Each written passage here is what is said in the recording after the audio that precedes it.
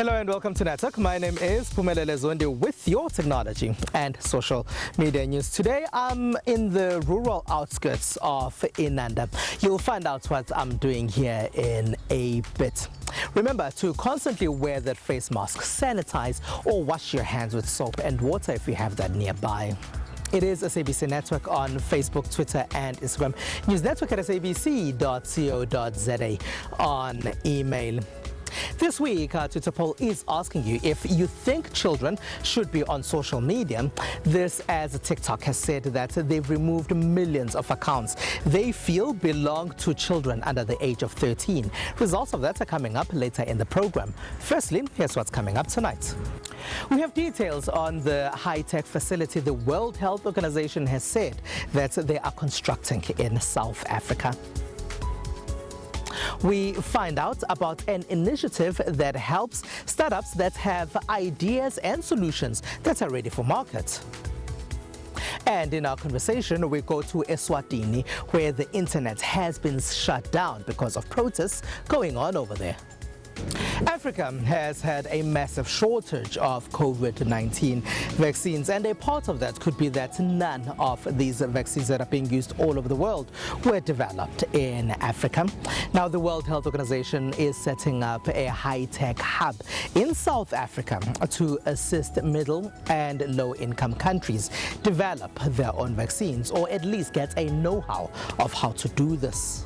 The World Health Organization is setting up a hub in South Africa to share advanced vaccine know-how with companies from poor and middle-income countries. The tech transfer hub could make it possible for African companies to begin manufacturing mRNA vaccines in as little as 9 months, the WHO said. At a briefing, President Cyril Ramaphosa called it an historic step to spread life-saving technology. Through this initiative and others, we will change the narrative of an Africa that is a center of disease and poor development. But the president continued his call for a waiver to intellectual property rules around vaccines, something that South Africa and India have been pushing for at the WTO. It's been shown now that we just cannot continue to rely on vaccines that are made outside of Africa, because they never come, they never arrive on time, and people continue to die. The WHO said it is in talks with Pfizer and Moderna about participating in the hub. The two pharmaceutical companies have been manufacturing vaccines used in wealthier countries using mRNA technology. 2 South African companies have signed up for the hub so far. A lot of us don't even think twice when we have to use an umbrella on a sunny day like today, or perhaps on a rainy day. But do we ever worry about people who, for example, are on wheelchairs and have to carry a lot of stuff while being in the sun or in the rain as well? In Inanda, Spiro Zuma says he came up with what may seem like a basic technology to assist wheelchair users with their umbrellas in unbearable weather. I looked on what is it that I carry with me every day. It was a backpack. So that's when I started to design that. Can I design a special backpack that will have an attached umbrella? That when it's raining, it will hold the umbrella for me. Then when it's no longer, it will store it. So basically, that's how the idea started. How we got onto the wheelchair is the fact that when I did what is called market validation, it wasn't only me who suffered with the problem. I had a lot of friends who were using wheelchairs, who were disabled, who were using wheelchairs, and they were struggling with the same thing. They couldn't attend classes, they couldn't do their errands. So then that's how we landed here. Spiro was shot when he was 9 years old. That incident put him on crutches and on a wheelchair. He says for this solution, he used software he was introduced to in his interior design program at the Durban University of Technology. It is SketchUp, it is Lumion, and then it is AutoCAD. So those are the 3 softwares that I used together jointly to come up with an entire product. Because even in our course, that is usually what we use to design a space, design a house and everything. The product is now ready for market, thanks to a program by the Technology Innovation Agency. In rural communities and other provinces that we typically characterize as underserved communities, there's lots of people with ideas, but they don't have, call it dynamic ecosystems within which they can thrive and receive support. So they feel marginalized out of this. Now, the Grassroots Innovation Program is really intended to be a very nimble program that is able to reach innovators in underserved parts of their communities and society. The Grassroots program has a prize money for those that have products to develop, but there is mentorship too. Beyond the funding, we have non-financial support. We enable them to access our network of 18 technology stations throughout the country. These are technical centers that basically really help them to develop a prototype. Another recipient of this assistance is a Bloemfontein native, Mbangi Somabaso, who developed these edutech tools. Here, a learner can see a heart, lungs, a brain, and other body parts in 3D just by using an app. I come from a public school and I never had such laboratory in public school. So what we wanted to achieve with Sisanda App Universe, this is what we call it now, is that learners should have a powerful science laboratory into their phone. And if anytime they're curious, they want to learn about human anatomy, they want to learn about other stuff, they just use the smartphone. The smartphone will project a 3D in front of them. It has taken a couple of years, panel beating and mentorship for this solution to be ready. Here eventually came in and helped us to refine the product, like how you see on my virtual background and all this kind of stuff. It was refined through the budget that we got from TIA. And now going forward, what we are trying to do with TIA, it's now that the product is here, the product can be used, the product can start benefiting and get more feedback from the users, from parents, from teachers. Altogether, there are about 5 new tech solutions that recently received this kind of assistance from the Grassroots program of the Technology Innovation Agency. For a very long time, a TV set was just a tool to watch content, but it's evolved beyond that. Today, it's also a tool to play video games, consume the internet, and do other things as well. With the emergence of new tech channels, viewers suddenly have an entire universe of programming choices catering to various interests, cultures, and desires. There's going to be a blurring of lines in terms of how data is consumed.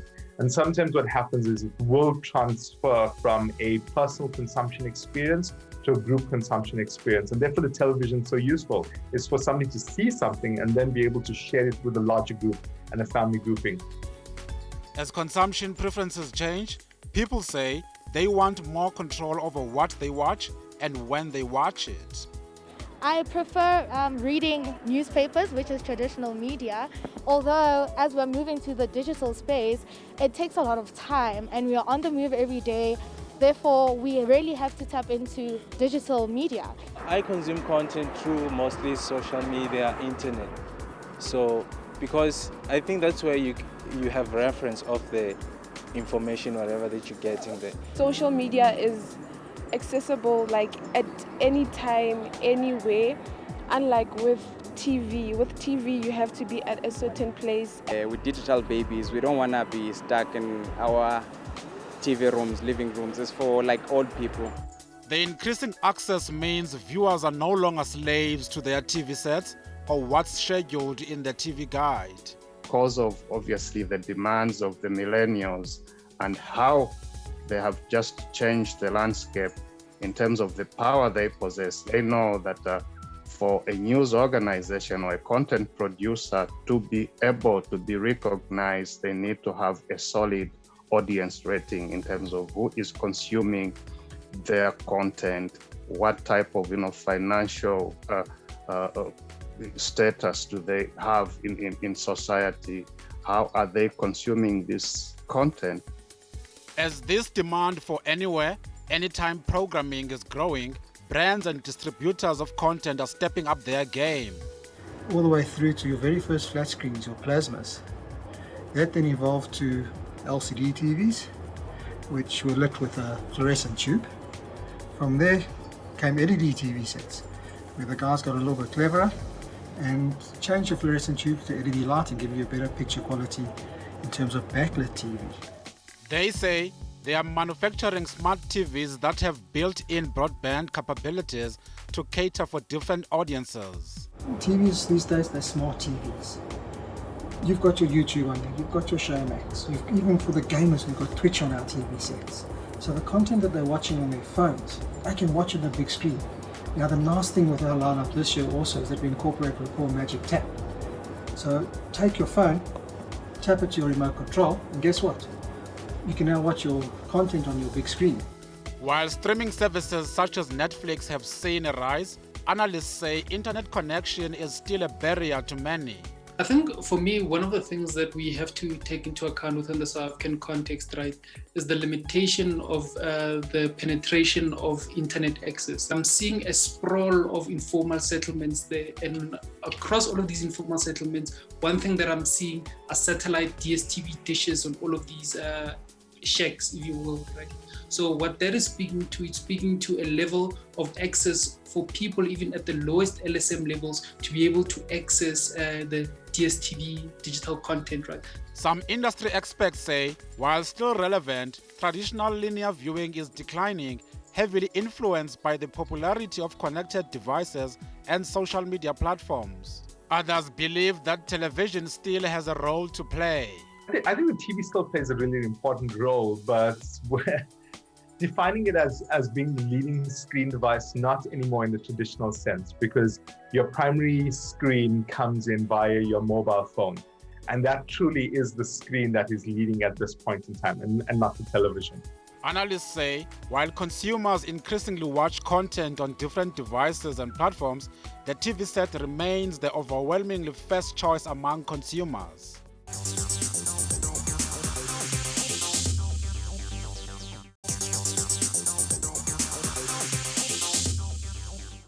It is the SABC Network on Facebook, Twitter, and Instagram. Use network at sabc.co.za on email. Welcome back. Now, the Southern African country of Eswatini has seen pro-democracy protests again. Now, it's not the first time that pro-democracy protesters have taken to the streets in Eswatini. This time, those protests have turned deadly, and the internet gets shut off from time to time. MTN says the internet has been restored in Eswatini. They say the order to switch it off had come from the Eswatini Communications Commission. Some say it would come on for just a few minutes a day on some days. When it was on, people were showing pictures and videos of what was reported to be brutality by the state against pro-democracy protesters.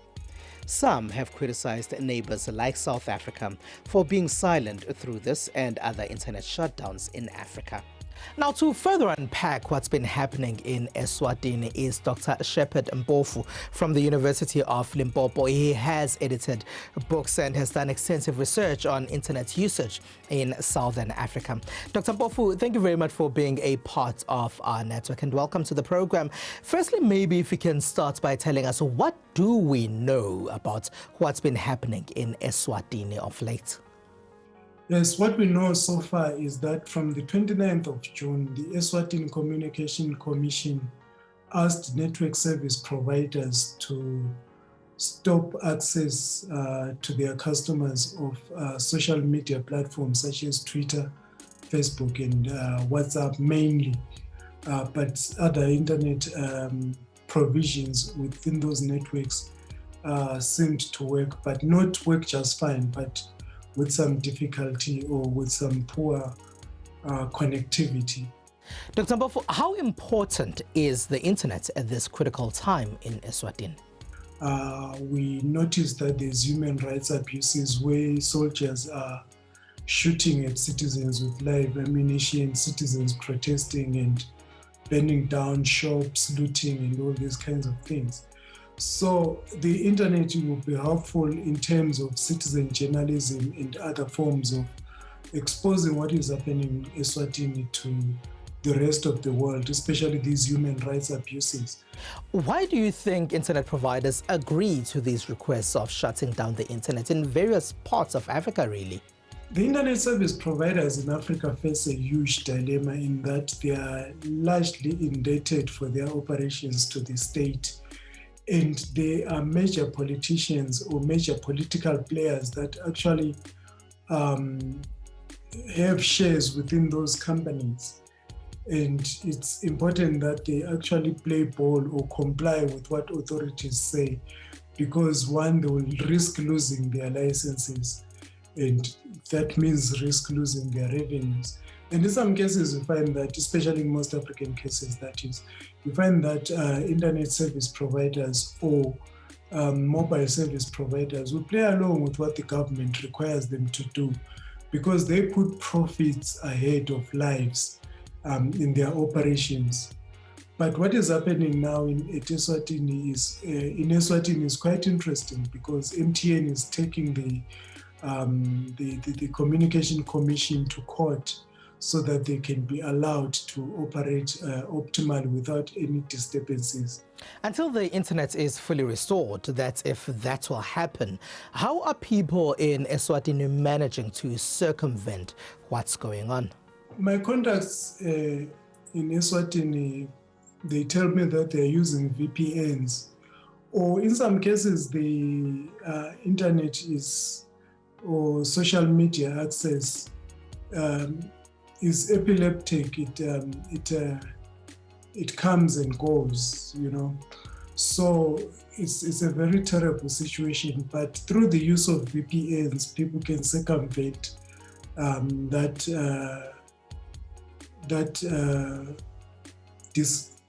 disturbance that has been caused by the network service providers. So people are using VPNs to access the social media networks like Facebook and WhatsApp so that they can communicate with each other and also with the outside world. Because these platforms, again, are used for planning purposes, for notifying each other of what is happening within the country, and also for notifying certain networks or alliances or supporters of the Eswatini people's cause who are based outside the country. So it's quite important that they find creative ways of going through and going around these social media blockages. Are we likely going to see these internet shutdowns go away at some point on the African continent? There is no reason to believe that internet shutdowns are going to stop anytime soon, whether in Swaziland or in Africa in general, because this is one way where authoritarian states seek to discipline and engage and communicate with their citizens through shutting down the internet and then visiting violence upon the citizens. And you'll find that violence is actually one of the most effective modes of communication in Africa, whether by citizens or by those in power. Citizens will protest and protests will turn violent so that authorities may listen. Authorities would want to discipline citizens through the use of violence rather than negotiation and engagement. And shutting down the internet is part of this communicative ritual between citizens and the governments. And it's highly unlikely that we're going to see any stoppage of internet shutdowns, especially in countries where this has happened before and in countries where the rulership or the leaders have inclination towards authoritarianism rather than democracy and engagement with their citizens. All right, Dr. Shepherd Mpofu, thank you very much for being a part of our network. Dr. Shepherd Mpofu there is with the University of Limpopo. With that, let's take a short break.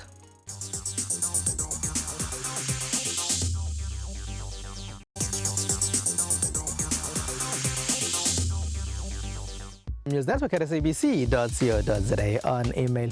Welcome back. I am still in Inanda. Here's what else took place in the rest of the world in the technology space. 3D printed veggie stacks could be coming to a plate near you. Barcelona-based startup NovaMeat is cracking up production as demand for plant-based products around the world soars. Developed in 2018, Nova Meat's technology replicates the muscle fibers of animal meat using 100% plant-based ingredients. Nova Meat is driven by environmental reasons, according to a business development manager who says one of the company's goals is to combat the impact of cattle feeding and defend animal welfare. The idea behind this is to try to solve all these issues that the animal meat industry brings to our planet. To the animals, to our health. So that's why we are trying to bring to consumer more options of food for them to replace animal meat for something that's better for the planet, for ourselves, and for animals.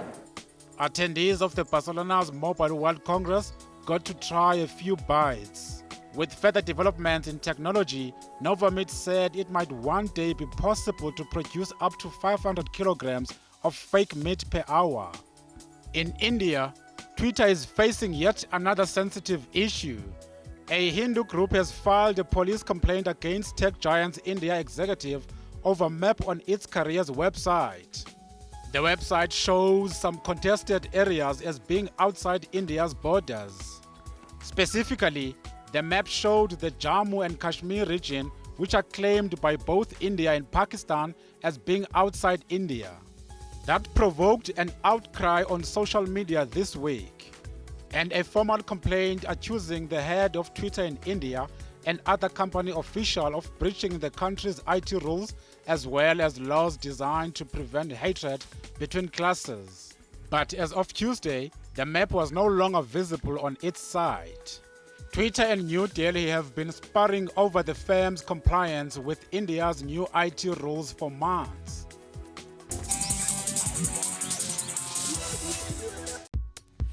%12 of our respondents say yes. The vast majority at 83% says no, children should not be on social media. And there is 6% of you who say you aren't really sure about this. And that's it. That's all we have for you. Find us on SABC Network. That's on Facebook, Twitter, and Instagram. It is News Network at sabc.co.za on email.